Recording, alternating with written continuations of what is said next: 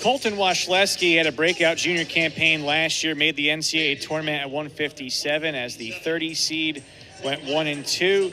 He is on the mat for Ryder, the senior from Flemington, New Jersey, by the way of Hunterdon Central High. He goes up against Princeton's Jake Mann at 157. It seems now to be Mann's spot here at 157. He's 2-1 in duels competition, 7-5 in his junior campaign, but his only previous competition against a ranked foe did not end well. It was a tech fall loss, and if he gets a win here, he cinches a team victory for Princeton. If Washleski wins here, depending on how it goes, it may very well come down to 165.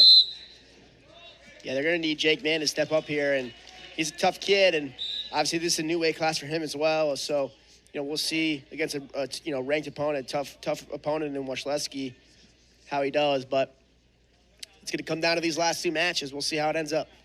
Yeah, it's very interesting. Jake Mann began the year, his first duel, which was the team's first duel of the season, he wrestled at 141 against NC State. He's now at 157. In the middle of the year, he's moved up 2 weight classes. But again, he's 2-0 at 157, but that was against Clarion and Morgan State. Washleski can't quite get the 3 yet, still working hard here. He had Mann all scrunched up, and he grabs the lead. Colton Washleski in control now. It's a good shot from Jake Mann. Just Washleski, again, just being really tricky and making it tough for him to finish. Trapped that arm and then kept that wrist trapped as he squared up and circled behind.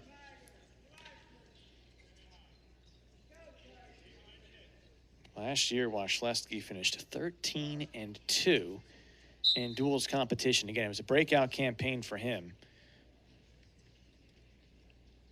And he's, as you see, ranked 27th. That's actually both the Intermat polls and the NCAA coaches polls. As Mann gets his first point. Jake Mann, a 3-time state champion in Missouri, went 160-8 in his high school career. The Washleski in again on the leg, still at neutral. Washleski trying to get better control of the hips and get that left foot around, which he doesn't quite do. Mann sticking with it, and it was out of bounds. Oh, that was awfully close to Jake Mann flipping the script. Wow. If he stayed in bounds, I don't know what that would have ended up in. That was something. That was a way to stay in that match. This is what they need to see from Jake Mann. Just not giving up, staying in the positions, wrestling through the scrambles, and keeping himself in this match. This is anybody's match at this point. This is an opportunity for Jake Mann to seize the moment. Princeton will have Xander Silva at 165. Princeton saw Blaine Berge the previous 2 dual meets, but he is not dressed to wrestle today. Team captain Silva weighed in there. Mann looking for 3. Washleski sticking with it. Mann getting a little bit too flat there. Washleski with 30 seconds left, looking for his second takedown, but it's out of bounds. We've seen some good shots from Jake Mann. We've seen some good shots from Colton Washleski, and it feels like this next takedown can go either way. Yeah, those are the kind of scrambles that the Tigers are going to need Jake Mann to get at least one out of to win this match. But, I'm liking what I'm seeing. He's not backing down to this challenge, Jake Mann. Washleski, he just can wrestle through any position, and he's not really going to be worried about whether Jake's in on a shot, whether he's putting it in a bad position. He's just going to continue to wrestle, and as you've seen, he's just very stingy, very tough to score on, very scrambly, and just again, one of those guys it's never out of any position. You just see his demeanor. As someone you can see just by looking at his eyes and his body language. He's unflappable, Colton Washleski, and up 3-1, down 3-1, it's not going to matter. And so it's going to be, if Princeton wants to win, up to Jake Mann to take control here.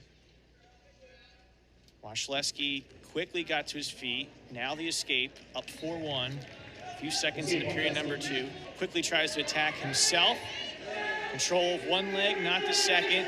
trying to drive through the hips, very similar to what Eli Rivera did at 141, and now Washleski goes up by 6, getting the second takedown of the match. Yeah, that was a huge transition. Obviously, Jake Mann looking to get aggressive off the escape and just kind of got out of position a little bit and gave up a re-attack. Most of these scores have been from re-attacks off of Jake Mann's, offense.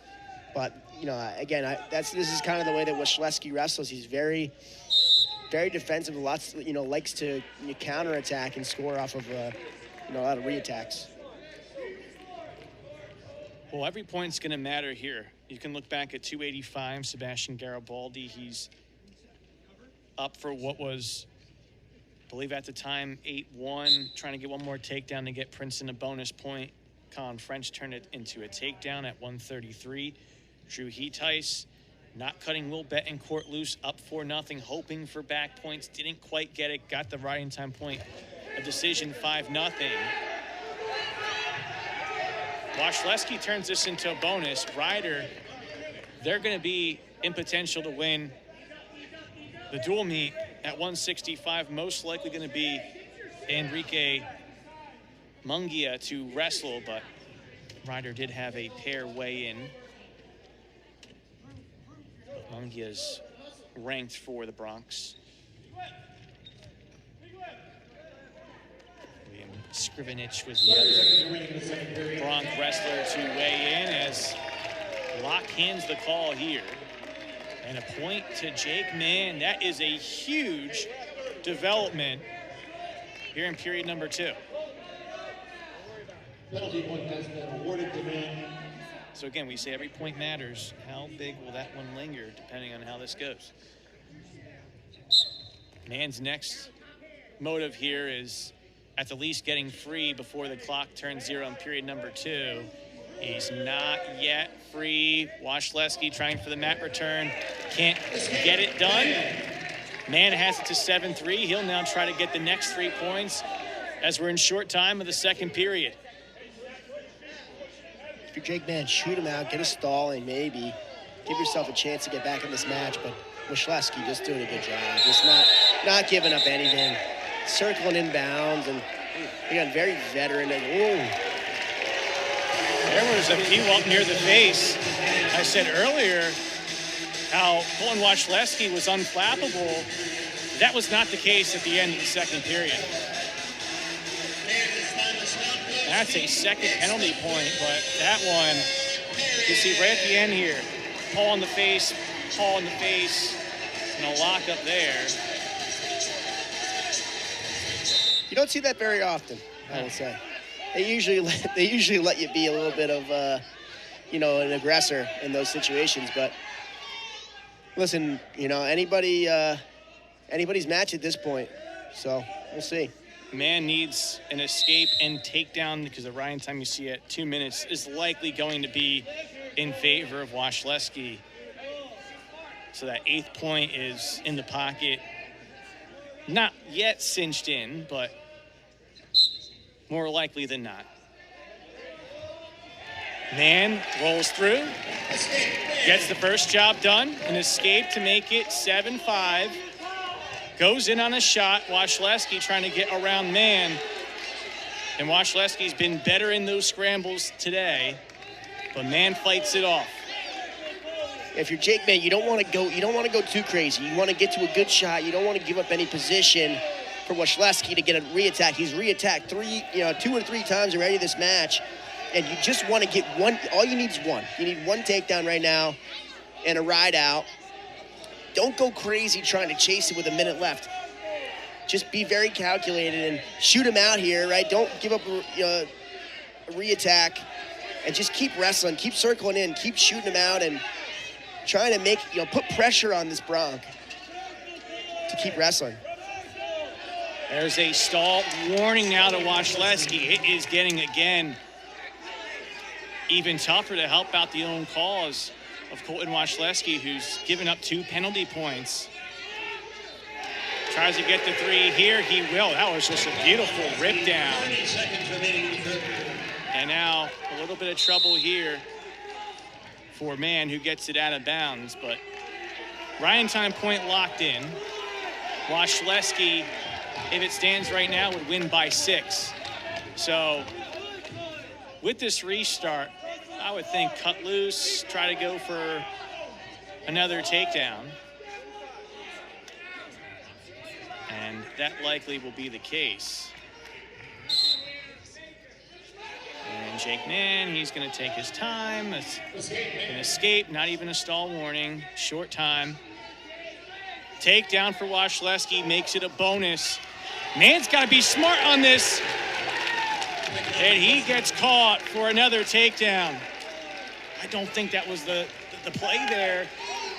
And Colton Washleski takes command, a major decision, 14-6, and Ryder with the win at 165 is going to return the favor of a 2019 victory against Princeton. Very interesting how that match ended. Yeah, I mean, I understand you want to keep wrestling, but you just taking a bad shot, and you know, that's 3 or 4 times that it was off a re-attack that Washleski scored off. Man, I give Mann a lot of respect. Set up to the challenge, came out there firing. He was shooting from the get-go, just didn't really get to those clean shots or clean finishes.